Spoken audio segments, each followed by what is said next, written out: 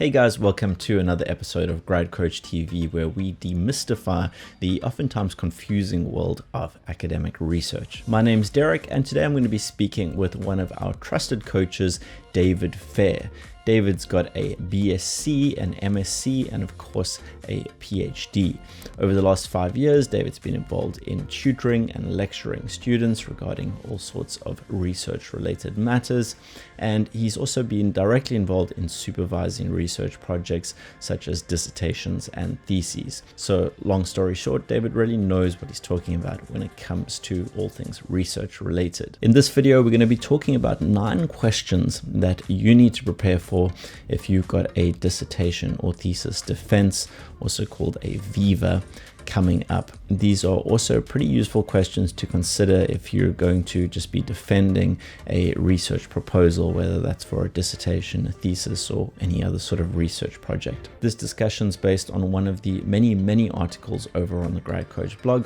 So if you are in the process of crafting a dissertation or thesis or undertaking academic research, be sure to check out the Grad Coach blog at www.gradcoach.com/blog. Also, if you're looking for a helping hand with your research, be sure to check out our one-on-one coaching service, where we walk you through the process of your research step by step. You can learn more about this and book a free consultation with one of our friendly coaches over at gradcoach.com.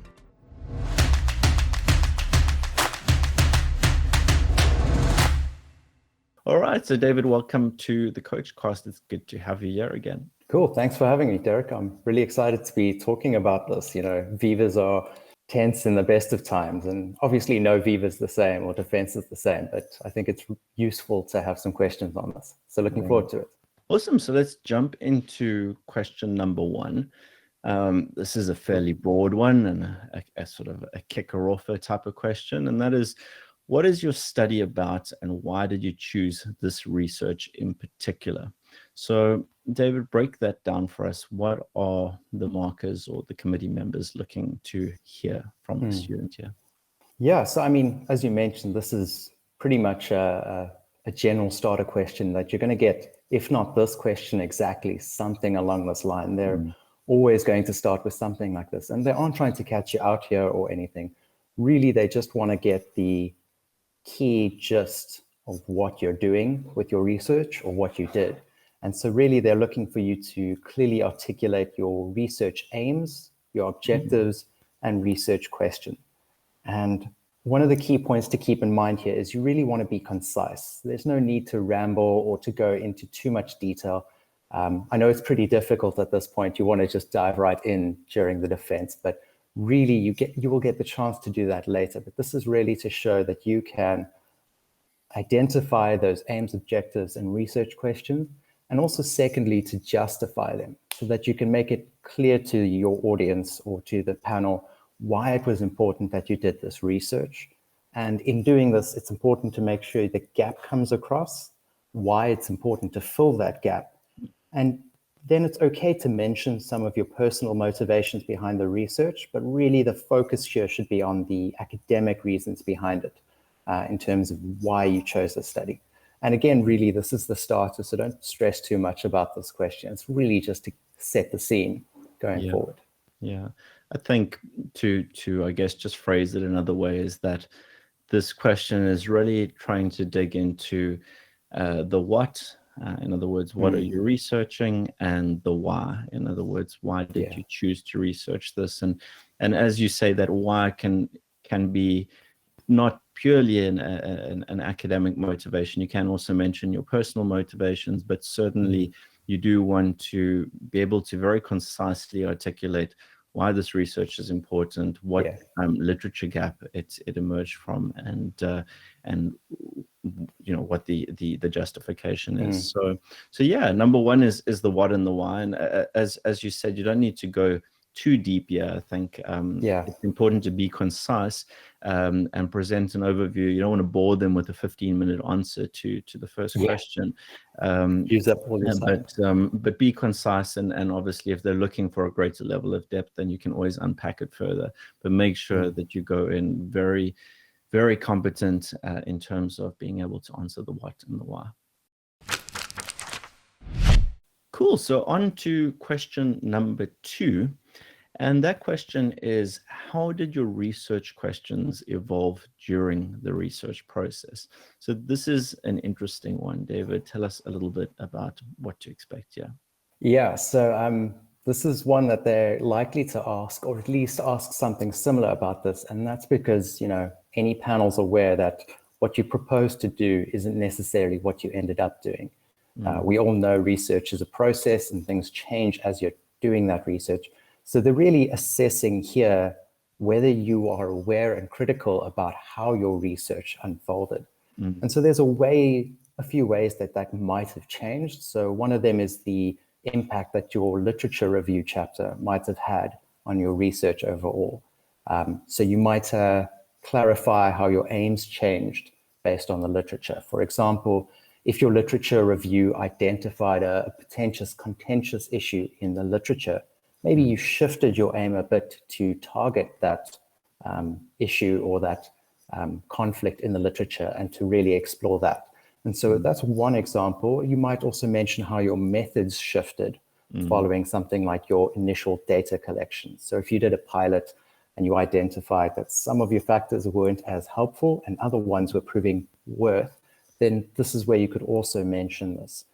And then, as we all know, every research project changes slightly as it goes. So if your study expanded or changed following your initial findings, then it's important to mention that here as well. So for instance, if you're doing something like a qualitative study exploring leadership roles, and at your company or the organization you're looking in, you identify something like uncertainty in the leadership channels, and then you shifted your research to explore that further. Here, they're really looking for that kind of story where you're telling what your initial ideas were and how it shifted in response to what happened in your research. Right. And a good defense will describe this research journey, and it will convey both that you responded and adjusted as need be, and it will convey criticality, that when you were collecting data, you looked at your data and shifted accordingly. Yeah. It's also worth mentioning not every project completely changes. Some do, most do. But if yours didn't, it's not a problem. You then need to just clarify why your research question didn't change. And in this case, you can say, the literature review supported our initial ideas, and our methodology was sound throughout. This is how we checked to make certain. And so really, it's just about making that come across how your research changed. And again, this is a little bit more detailed than the previous question. This, you can get a bit more into the weeds, if you would. Right. And I think it's important to emphasize that, as you said, research is a journey, or at least good research is, and it is responsive. We go into a dissertation or thesis or any research project with our grand ideas of how it's going to turn out and what we're going to focus on, but it's quite natural that you sink your teeth into the literature review and you realize this question that I was originally anticipating to answer, that's already been partly answered, or maybe I was asking the wrong question, or there's many things that as you work your way through the research journey, it's quite likely that you're going to shift focus. As you said, it's fine if you don't. If the literature supports your original intention, then that's completely fine. But it's important, I guess, to be comfortable with the fact that your research has shifted direction, not to try hide that, because it's not a weakness, not at all. If anything, it's a strength that shows that you responded to what you saw along the way.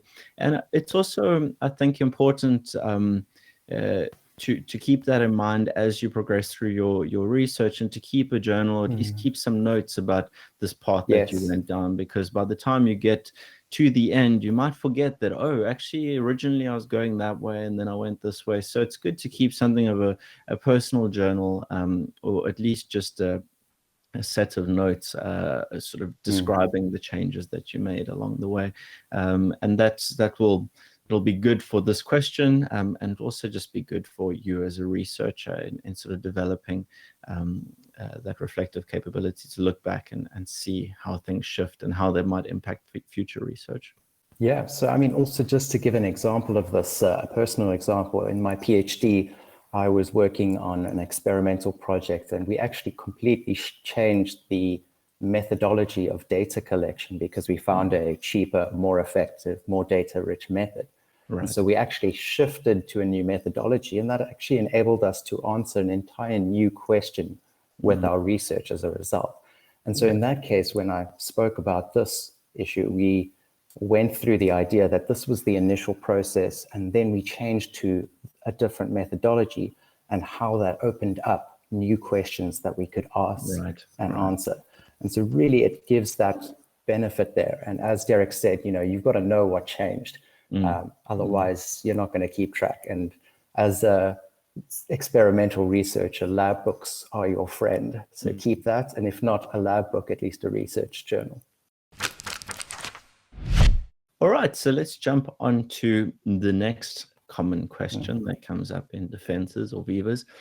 And this question is, how did you design your study? How did you design your research and your methodology, and why did you take this approach? So unpack this one for us, David. Yeah, so this is going to be a classic question on your methods chapter, and you're going to get a related question. There's no getting around it. People want to know what you did, but more importantly, why. And I think this is something that we come up with a lot in all of these answers. It's what happened, what we found, what we set out to do, and why.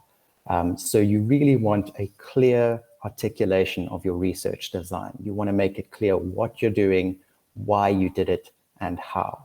And this justification is really important. And from my experience, this is where a lot of people trip up. They'll say, we did a survey design, and that's it. But you've got to say, we did a survey design because it was fit within our time horizon for the research. It allowed us to collect ample data in a short amount of time and facilitated data analysis.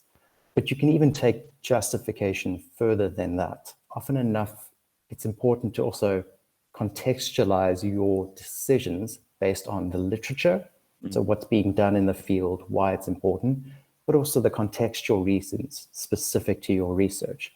So for instance, if you're doing an initial study on education techniques in, let's say, Zimbabwe, then you might know that there's no research done on this before. And so in that regard, it might be worth doing an exploratory study, and that's the justification there. So that context is super important. And then secondly, you really want to make sure you're linking back to your research questions, aims, and objectives. And this is to make sure that that line or golden thread through your study is coming up regularly, that it's clear how your aims were answered by your methodology and how you go on from there. And so that's a really important aspect to mention. And then lastly, consider mentioning any limits or practical constraints you came across. The frequent ones is time, money, participants, and materials, right? Those are always what limits. Studies aren't always funded by massive grants. And so as a result, there are some constraints that will limit what you can do with your research. And if you're critical about that, that helps as well in terms of the Viva. You're not going to get that awkward question of, but why didn't you just sequence the entire genome? Well, we couldn't afford to. Yeah, I think just to emphasize and reiterate what you said, what's really important in terms of any discussion around the research design is being able to stand there and very clearly articulate exactly what you did and why you did it that way. If you're at all unclear about exactly what choice you made at every level and why those choices were made, that's where the examiners are going to catch you out, and they are looking to see that you really know your stuff inside out and that you're confident about it and that you can back up every choice you made. And that's not to say that you needed to have the best possible research design. That's seldom going to be viable. You're not going to be able to pull off everything in the best possible way. So it's not to say that you can't have limitations and you can't have practical constraints playing into your decision making around your research design, but you need to be able to back everything up, and be strong on the what and the why. And when we see this even outside the domain of vivas and defenses, we see this very often in proposals. Is that tends to be a weak point, is that students aren't very specific about what they're doing or what they're going to do. So make sure that you really understand this part inside out. Even if it's a matter of doing it after the fact, go and look at every design choice that you made, and go and look up the theory around those design choices, understand the strengths and weaknesses, and have a clear narrative as to why you made the choices you did. Yeah, I mean, so following on from that, I know the classic one that often enough gets brought up or gets questioned is in quantitative studies, it's the what statistics did you do and why? And in qualitative studies, it's how did you analyze this? How did you develop your codes or your themes? And so really having an idea about that process and understanding it, not just applying it, is really important in the defense. Maybe you're not going to get into it, but rather have that understanding and not need it than get asked a question that's too deep and then you're getting stuck there. So definitely, I think it's important to justify those decisions you're making throughout. Right. So on to the next question, which is linked to the previous one around research design. The next question that comes up fairly commonly is, what were the main shortcomings and limitations created by your research design? So David, unpack this one for us. Yeah, and so we've touched on this, as Derek said a little bit before, but no research is perfect and no one's expecting perfect research. Even the best papers, the top cited papers in your field, have issues or limitations to those studies. And so really the questioning here is not saying what's wrong with your study. It's, are you critically able to assess what those shortcomings or limitations are? And so it's testing whether you can point out strengths of the method, but also the weaknesses of the method. And frequently this will come up with things like biases or a lack of data, or even just the theoretical issues or limitations of the methodology. So for instance, taking a quantitative approach will always give you data that is more broad, and taking a qualitative approach gives you depth. And so you really want to be talking about those shortcomings and limitations, and then to take it a step further, and this is really where your panel will be happy, is how you mitigated these limits or accounted for them in your study, or if you couldn't, how would you do it in the future? And it's really about showing that criticality, that idea that you are aware of your research and how it fits into the broader field, what you might want to do differently, and how you account for those potential weaknesses. Yeah, I think it's also worth saying that you don't need to fear your weaknesses, or rather the weaknesses of your research design. What you need to do is know them inside out. I think a misconception that many students have is that research can't have weaknesses, or it shouldn't have weaknesses. And if there are weaknesses, you certainly don't want to highlight them. And that's couldn't be further from the truth. Good research and a good defense is going to be one where you can say, these are the weaknesses that we had.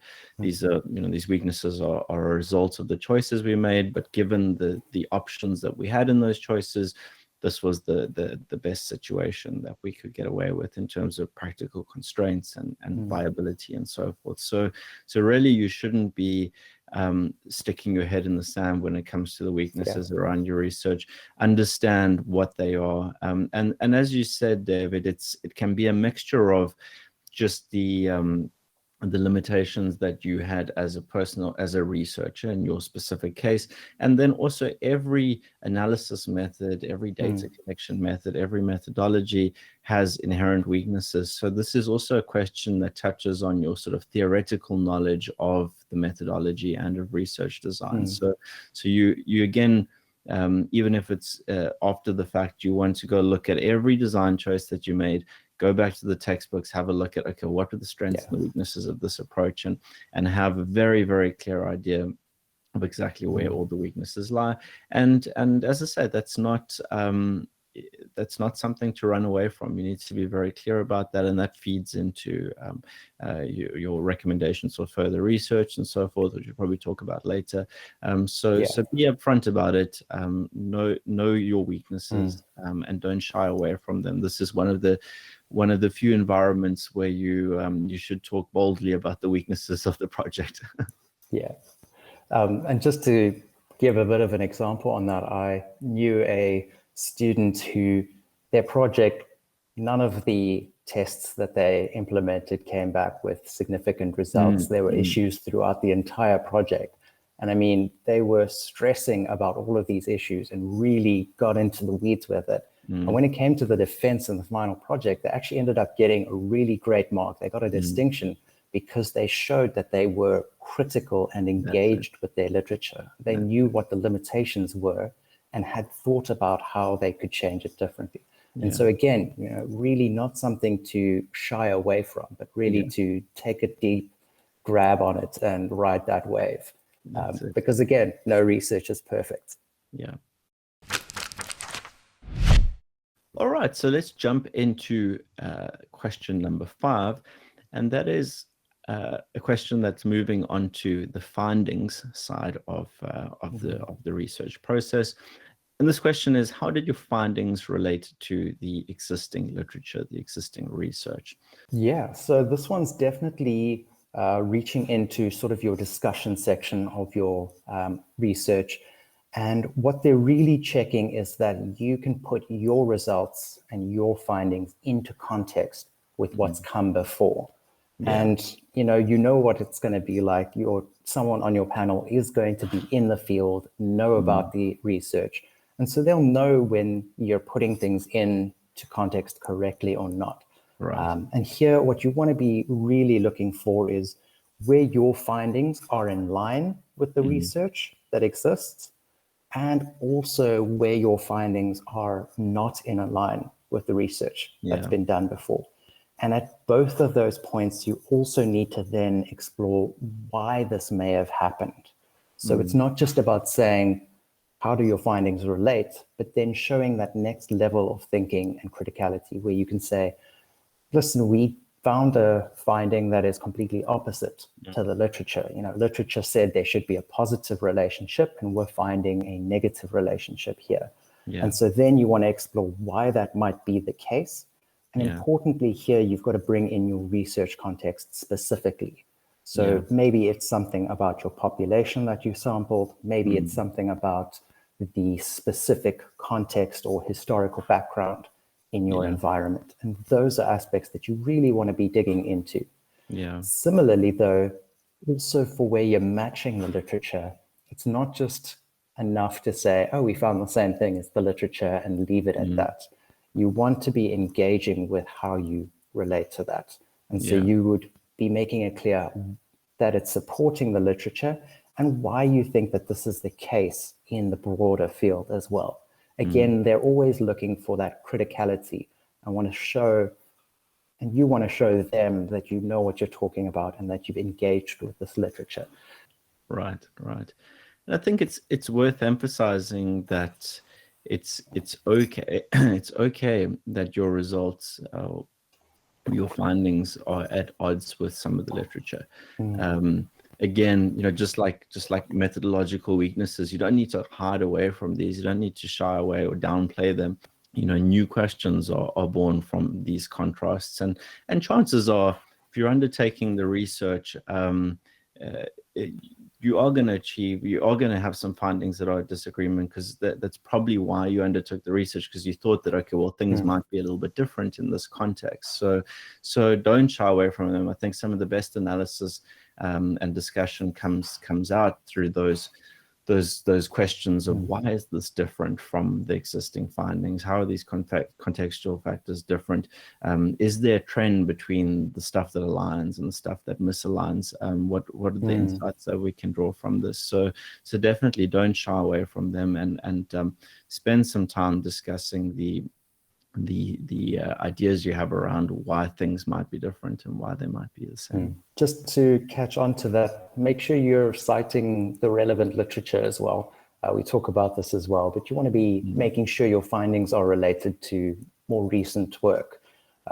Because one of the biggest issues that you can run into here is saying, listen, my findings don't match up with the literature, and you're talking about traditional or seminal papers where more recent current research has already identified that there is this change. So just make sure you're aligning with both the seminal research, but also current research as well, just to make sure that you're, up to date with your discussion here.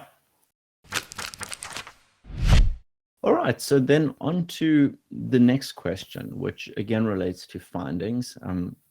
The previous question was specifically looking at the findings in relationship to the existing literature. And this question is looking at the findings in relation to the research questions. So the question that will be asked will be something along the lines of, what were your key findings in relation to the research questions? So David, what can we expect here? Yeah, so this question actually comes up quite frequently, and really what they're looking to explore here is, were you able to answer your research questions and aims? So we talk about how that research journey can get a little windy and you can take some sidetracks. And really the focus here is, were you able to answer what you set out to answer? And so really the best advice I can have for this is to really go straight back to your research questions and aims, take a look at them and make sure you have an answer for all of them. Yeah. And it's worth noting you might not have a perfect answer for all of them. And in some cases, you might not even have been able to answer them. And again, this is where we add in that why factor. So if you found that you have an answer for the question, explicitly state it here. And if you found that you couldn't answer it, or that you kind of answered it, but you weren't able to get a definitive answer, then you need to say why that might be the case and how you might address that in future research. It's really about going right back to the focus points. And they're also testing your ability to just pull out the key results, the main findings. And so here, it's important to avoid the interesting sidetracks, because they're specifically asking about your research questions. There'll be another question likely later of, was there anything unexpected, or did you find anything interesting? And that's where those sidetracks can come in. But for this question, it's all about sticking to that golden thread of, this was my aim, this is the research question, and this is the answer. I think this question is such a certainty in terms of will it come up or won't it come up, because you're essentially asking what were the findings of your research relative to what you were looking to find. So I think given that it's such a certainty, in some way, shape, or form, it might come in a slightly different wrapping. It's really important for you to have an answer sort of preloaded and well polished and ready to go. And I'd say, we're specifically talking about the findings in relation to the research questions, but you could do the same thing and prepare an answer for relation to the research objectives, in relation to the research aims. So always think about the golden thread of aims, objectives, questions, and you can be so certain that some version of this question is going to come up that you can kind of have a canned answer for that really touches on it. Okay, so this was question number 1, these were my findings. This was question number 2, these were my findings. So you can really, there's no reason not to have a well-polished answer for this, because this is really the heart of your research. So expect it. Expect it. No need to expect the unexpected. Be ready for it, because it's going to come in some way, shape, or form. Cool. So then on to the next question that does sometimes catch students off guard. And that question is, were there any findings that surprised you? So tell us a little bit more about this one. Yeah, I mean, this is going to be the one that often enough is the thing that keeps you awake at night while preparing for your defense. It's that finding where the literature said one thing, you hypothesized one thing, and then you found the complete opposite. And really, this is where they're asking about that. So you really want to dig into, did you have any unexpected results relating to those research questions, hypotheses, or aims? And you want to discuss them here, discuss what your initial expectations were, what the results were, and then maybe talk about why that might be the case. Yeah. And again, you might not have 100% answer for this, but it's important to think about it before the defense so that you have that at least thinking preloaded or canned, as Derek puts it. Secondly, there might be some unexpected or unplanned results as well. And this is where you kind of go into those sidetracks that you did. There might be aspects that you didn't set out to directly test, but in your data collection came up and were ideas that you explored. And so again, here you can bring those up and discuss them and why they were interesting to you. And then it's really important to mention there are cases where research doesn't generate unexpected results. So you set out your aims, your hypotheses, you meet those aims and hypotheses, and that's okay. But it's still important for you to keep an eye out for this because you really want to show that you have the ability to respond to the unexpected result and dig into that as well. If you didn't find any unexpected results, you can talk about that, unexpectedly or surprisingly, you didn't find anything that surprised you. Yeah. And so that suggests that maybe the technique or the methodology is super sound, but it's missing potential variability in the data that exists. Right. And so really, this is all about exploring the interesting things. And for me, this is the fun part of the defense, because this is what gets me excited and interested, because these are the sidetracks I took in my research. So definitely something to be diving into. And again, you want to be covering the classic what and why, which is helpful. And if you can, relate that to the literature as well. If you can find some support from the literature, you can, rattle off that reference, Johnson 2017 found this. And if we take their argument and apply it to our context, it might explain this unexpected result. I guess another thing that you could incorporate, we're specifically talking about unexpected results relative to your research objectives and questions and so forth. You might also mention some interesting bits of data that popped up and that potentially creates an opportunity for further research. So all the other questions we've spoken about so far have been very pointed and very focused on your findings and everything in relation to research questions, objectives, aims. And I think this question also sort of opens up the door a little bit, just to say, well, were some other interesting things we found. They weren't necessarily what we're looking for. They don't necessarily, they're not at odds with what we were expecting, but they were just interesting things we saw in the data set. And I think that just also shows your ability to keep your eyes open and not get tunnel vision while you're staring at a data set. Yeah, I mean, one of the classic ones that comes up here is just simply demographic information as well. You were surprised by the lack of representation or the high quality representation in your sample, or it might be related to response rates or data collection techniques. I know from experimental work, there's some cases where the experiment just doesn't go as anticipated. And that's something to really dig into here as well. All right, so on to the next question. And this one's a juicy one. And the next question is, what biases may exist in your research? And boy, are there a lot of biases that can creep into research. So, David, unpack this one for us. I mean, the clear one is, we also mentioned before that every study has problems or limitations. Every study has a bias of some sort.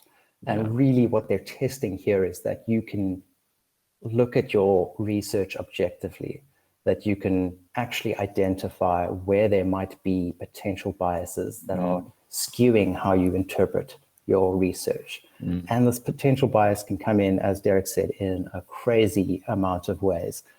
So you might not get all of the biases, but it's worth keeping in mind where they might come in. And so you might have biases in your data set. So we mentioned that before. You might have overrepresentation of a specific demographic group. It might be in your methodology. So maybe in taking a interview process, you've missed out on some other aspects, or by taking a quantitative approach, you've missed out on that detailed, rich data. There could also be biases in your interpretation as well. This is particularly important when we think about qualitative research, where researcher subjectivity comes into play. And then finally, the bias of you yourself as the researcher. Unfortunately, that will always introduce biases, and it's important to just critically think about that. As a researcher, we need to know that how we think about a situation or a research question isn't necessarily all the ways to look at the research question. And so it's important to be checking in with that as well. And as I said, this list is by no means, all of them. What you can do is specifically, drop a Google, go look for biases or frequent sources of bias and read up a bit on them. Because having this answer in place, you can expect it, or something along that lines will really show your panel that you're being critical about your research. And so really, as with all studies and as with limitations, all studies will have some form of bias. And one of the things you can do here is also talk about how you might have managed, mitigated, or accounted for them.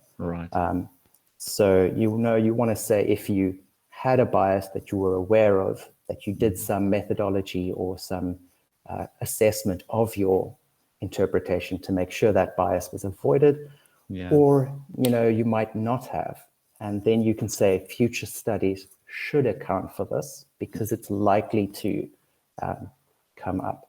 And so you really just want to be engaging with these biases. Again, it's not a problem that there are biases, but it's important to critically engage them. Absolutely. And I think this is one that you can prepare for quite thoroughly. As you said, David, you can just a quick Google you could Google research biases, you could Google cognitive biases. You can go find a list of biases and the descriptions very, very easily. And a good exercise in preparation of your defense, your Viva, is to go and find as many of these damn biases as you can find. Make sure you understand them, and then think, okay, how could this creep into my research? And make a note about that. And then, as you said, also think about, okay, how can I mitigate this? How should I mitigate it? What can we do in response to this? What opportunity does this create for future research? So this is something that you can thoroughly prepare for, and you can kind of just bake this into your head that, okay, well, these are the major bias threats, and make sure you understand them. Make sure you understand what each of these biases mean, because you might get a nasty examiner that's very specific and asks you, well, how did you mitigate for bias X? And if you don't know what that bias is, you're not going to look very good on the stand. So to be ready for them, all of the stuff is freely available. If I can, I'll have a look for some resources and include them in a link below this video. Yeah, one of the things as well, just to mention with this, and it's the same idea with your limitations as well, one of the things to keep an eye out for is that you're not going too far into the tearing your own study down, which is something that we've seen. People are just absolutely picking apart their own research. And so the important thing here is we're not tearing down our research, we're critically assessing our research. And that can be a difficult balance to manage, but it's important that you still consider the strengths of your research as well. You're not just a bunch of biases and limitations. You're also effective methodologies. All right, so on to the next question, which is a practical one. And the question is, how can your findings be put into practice? So this is an important one because we're not just doing research for the sake of research. This question is really about, what does this mean for the world? So David, unpack this for us. Yeah, I think this is one that you can also definitely expect to get some form of the question. There'll always be, what does your question mean or your results mean for the literature? But this is really the key one. And this is why you probably set out to do the research. You didn't just jump into it because you had to get the degree, though that may be the case in some cases, but really you want to be putting into practice your research. So you want say what your findings mean for the average Joe or for someone not in the research field. And this will differ quite substantially by fields. Mathematics applications are going to be very different to, a marketing study, for instance. Yeah. But really, the best advice I can give here is to look back at your initial justification for the research. So you would have had to, in your introduction and when you were designing your topic, set up some justification for the importance of this research and what it means to people. And so you can use that to help give you some scope on how to apply this. Right. And a second bit of advice I can give here is just context is key. So you really need to think about what this means for the people on the ground or the industry in the ground. So for instance, for a marketing project, you need to figure out what your key actionable strategies are that your company or the organization can put in place to use your research to improve things, to minimize losses. Or for an intervention project, what specific changes need to be made as a result of your research to improve, health benefits from a specific intervention. Yeah. And then lastly, for something like maybe it's a zoological study, what changes should be made for the protocols or the policies that are currently in place.